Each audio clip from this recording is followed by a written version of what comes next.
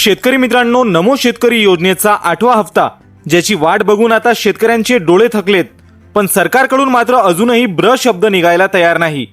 हफ्त्याची वेळ निघून गेलीये, पण सरकारच्या हालचाली काही दिसत नाहीत। नेमकं चाललंय काय? सरकारला या योजनेचा विसर तर पडला नाही ना? हा प्रश्न आज महाराष्ट्राच्या कानाकोपऱ्यात विचारला जातोय। पण थांबा, आता एक नवीन आशेचा किरण दिसतोय आणि तो आहे 23 फेब्रुवारी। मित्रांनो, येत्या 23 फेब्रुवारी पासून राज्याचे अर्थसंकल्पीय अधिवेशन सुरू होत आहे। आता प्रश्न हा आहे की या अधिवेशनात तरी सरकारला नमो शेतकरी योजनेची आठवण होईल का, की अर्थसंकल्पाच्या गराळ्यात शेतकऱ्यांच्या हक्काचा हप्ता पुन्हा एकदा बाजूला पडेल? मित्रांनो, सध्या सर्वांचे लक्ष या अधिवेशनाकडे लागले आहे। जर 23 तारखेला किंवा अधिवेशनादरम्यान सरकारने घोषणा केली नाही तर समजून जा की वाट पाहण्याचा काळ अजून वाढणार आहे। आणि मित्रांनो, यात आमची सरकारला एक कळकळीची विनंती आणि मागणी आहे, ती म्हणजे आता 8व्या हप्त्याला आधीच खूप उशीर झाला आहे। आता काही दिवसात 9व्या हप्त्याची वेळ सुद्धा जवळ येईल। मग शेतकऱ्यांना किती दिवस तात्कळत ठेवणार?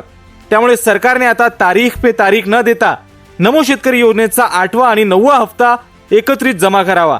जर सरकारने हे दोन्ही हप्ते सोबत जमा केले तर शेतकऱ्यांच्या हातात थेट 4000 रुपये येतील आणि सध्याच्या या अडचणीच्या काळात आपल्या बळीराजाला मोठा दिलासा मिळेल। मित्रांनो, तुम्हाला काय वाटतं? 8वा आणि 9वा हप्ता सोबतच मिळाला पाहिजे ना? कमेंट करून नक्की सांगा।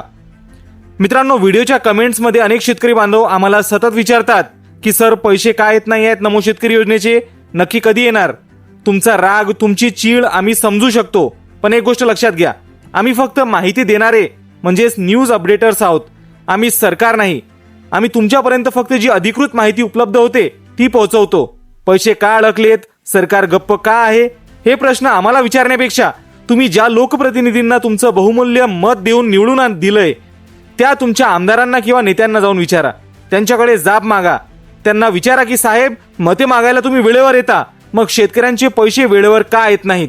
जेव्हा तुम्ही त्यांना प्रश्न विचाराल तेव्हाच वरपर्यंत काहीतरी हालचाल होईल। तर मित्रांनो, आता 23 फेब्रुवारीकडे लक्ष ठेवा।